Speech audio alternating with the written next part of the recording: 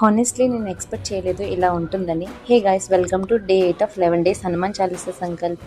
Before day health బాగాలేకపోవడం వల్ల చాలా భయపడ్డాను నా సంకల్పం ఆగిపోతుందేమో అని. కానీ హనుమాన్ జీ పైన భారం వేసి పడుకున్నాను.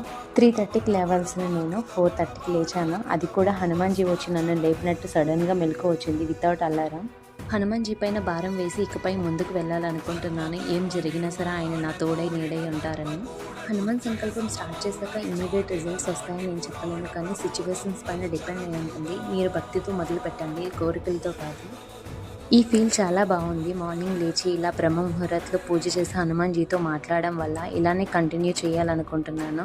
సంకల్పం స్టార్ట్ చేసిన ఫస్ట్ డే నుంచి చాలా పీస్ఫుల్గా, కామ్గా, చాలా హ్యాపీగా అనిపించింది. ప్రాబ్లమ్స్ లేవని కాదు, ఎవ్రీ ప్రాబ్లమ్ని బీట్ చేయడానికి నాకు పేషెన్స్ ఇచ్చారు స్వామి. మీలో ఎవరికైనా ఇలా అనిపిస్తే కామెంట్ చేయండి, నేను కూడా హ్యాపీ ఫీల్ అవుతాను. డే 9లో ఒక చిన్న స్టోరీ చెప్పబోతున్నాను. డే 9 మిస్ అవ్వకుండా ఉండాలంటే ఫాలో చేసి పెట్టుకోండి. జై శ్రీరామ్.